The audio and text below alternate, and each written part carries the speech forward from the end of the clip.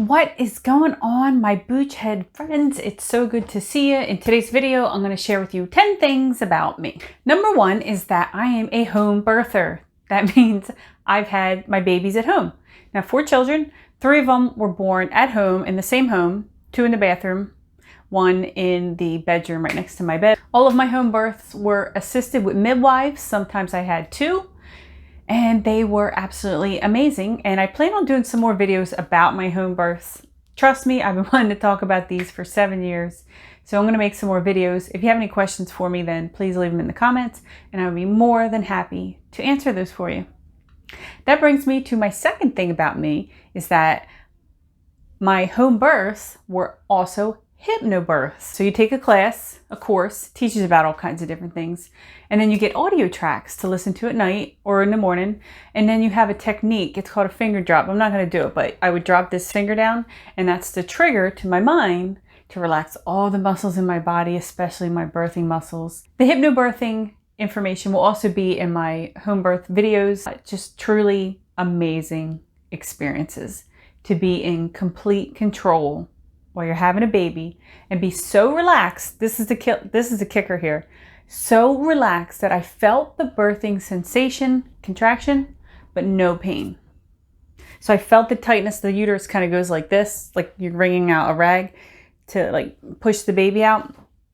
Felt that sensation. Whew, it's powerful. It's powerful, but no pain.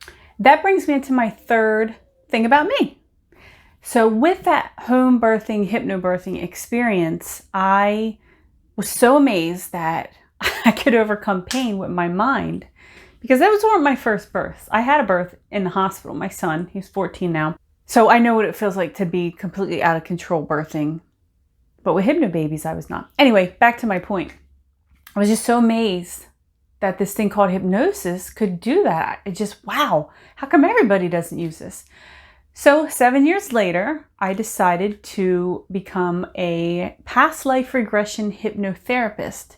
If you've never heard of that, it's, it's you hypnotize people and you take them to the past. Sometimes they regress to the current life or other lives to uncover traumas or issues with anxiety, physical ailments, emotional problems. So I'd love to do more videos about that. And what I might do a video on is actually all my past lives that I've experienced, because there's a handful and some amazing things that have happened. Number 4 is that my nickname since I was 2 weeks old is Betty Boop. So all my family calls me either Boop, Boopy. That's my mom. What my mom calls me.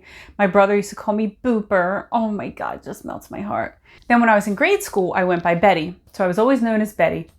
Until I was 23, I decided to up and move to New York City. And I said, you know what?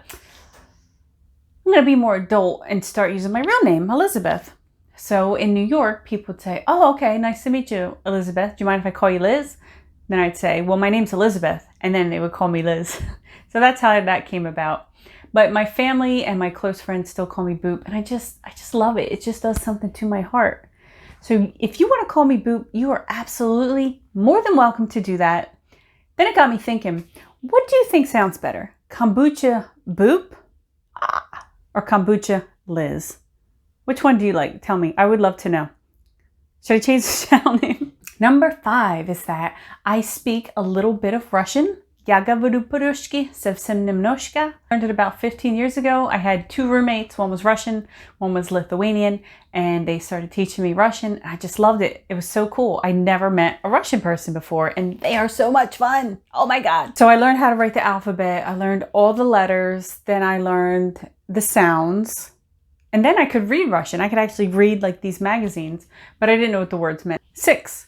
2 days after I turned 14, I went to my first Grateful Dead concert. It was at RFK Stadium in DC, and wow, what an amazing time. To make it even more amazing is I was miracled in. So if you're not a Deadhead and you don't know what that means, and I don't know if they do this at other concerts, I don't think so. A miracle is when someone gives you a ticket. So you'll see people walking around with their finger up saying, I need a miracle, I need a miracle. And then someone will give them a ticket. I've seen people get miracled right in front of me, but my brother's friend, who I don't even think liked the Grateful Dead at the time, had a ticket, and he just decided to give it to me. And it was so amazing because Jerry Garcia died the next year. So I'd been to other Dead concerts where we just hung out in the parking lot, like 20 cars of all kinds of friends would just go and hang out. That was a lot of fun. Dead concerts are one of a kind. Any Deadheads out there? Tell me something good. Tell me something good right now. Number 7, boom, is that I got my first kiss when I was 3 years old, and my brother held him down and I kissed him. Now, it was always funny growing up, but now that I'm a little bit older, I think it was wrong. And if someone did that to my kid, I think I'd be pretty pissed off. Number 8 is that I was an alcoholic and drug addict, I guess you could call it. I took pharmaceuticals. So I personally never kind of considered that as a drug addict, but in truth it is, until I was about 28 years old. I started drinking as a teen and I just loved it. I felt like I could be me. I felt like I could relax around other people that I didn't know. And I thought it was just helping me be me, but really it just caused a lot of problems in my life for a long time. I had such a deep loathing for myself. I did not have any self-worth, self-love. But see, I was the type of alcoholic that always held my head up over the water. So I had people fooled. I think they call that functioning alcoholic. Functioned well. Bought a house at 23. Always had a new car.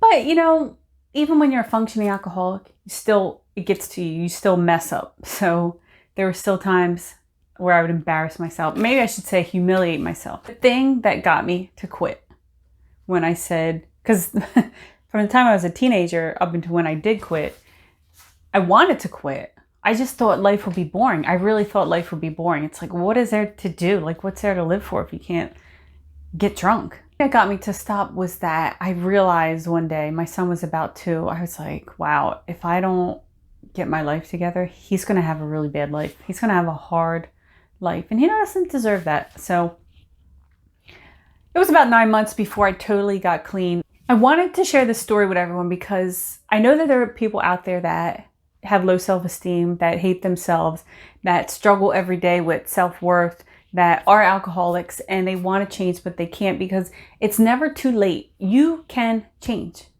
You are worth it. I promise. You are good enough. And you say, well, I don't feel that way. I understand that. But you can change that. Those things can be changed. I'm going to do some more videos about things that have helped me along my way. And yeah, it's been a hard journey, but you know what's harder? Waking up hungover, having to go through your day, hating yourself even more than you did the day before. That is hard. Knowing you've lost family members. Maybe you've lost your kids. Like, the list goes on and on. It's not too late for you. It wasn't too late for me. And I'm telling you, I have a good life now. And it's so not boring being sober. Oh my God. I love it. I just had no idea life could be this much fun. Number 9 is my shit. Sorry for the language.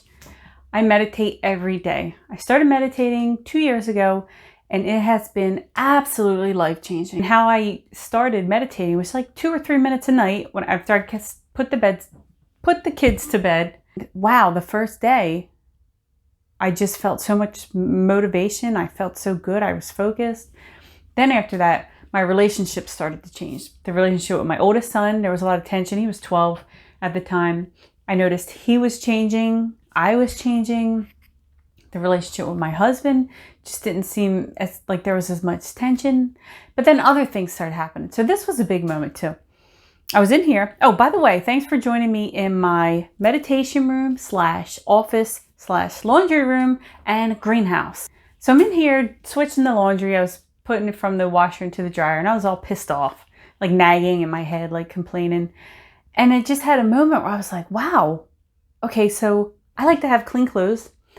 I like for my husband to have clean clothes. He works all day at a desk, so I like doing his laundry. And I knew when I had kids that I would have to do their laundry too. So why am I mad about it? Like, what am I holding on to that I have to be mad about doing laundry? And I burst out laughing because it was just one of those moments where it's like, wow, that's what meditation does. Number 10, let's wrap this up, is that the inn where my husband and I got married is haunted. We went to look at the place, we stepped inside, and I just knew. I just felt something I knew, but I didn't want to say anything. because then maybe it would go away or wouldn't be real. And then the night of the wedding rehearsal, my husband comes in. He's like, hey, did you know this place is haunted? And I was like, yeah, it did actually. Why'd you have to tell me? So then that night, two of my bridesmaids shared a room, and one of them saw a ghost coming towards her, an old lady. And then the next day, talking to the bartender, he confirmed that there was people that had been at the inn that had seen her before. I tried to stay the night there. So they were like, well, you can stay the night. Just leave the keys, and then I'll come later on that day. No one's going to be here, none of the staff, but just when you get up, just leave. Couldn't do it. There was all kinds of banging, all kinds of noise. My husband fell asleep, but I could not even fall asleep. So we bolted out of there like 1 a.m. And let me tell you, that was the scariest 5 minutes of my life. Then the inn, because we would go back there and have dinner, told us that they were featured on a show. I don't know if it was a YouTube show or like a History Channel show, where these ghost hunters came and they were there for maybe a week or a weekend, and they set up some type of equipment. I don't know what you would use. And the comments they left were that it was wonderfully haunted. I hope you enjoyed my 10 things about me, and I would love to know something about you. Tell me anything, something about you that most people don't know, or like really defines who you are, because I would love to know about you. Right there, you.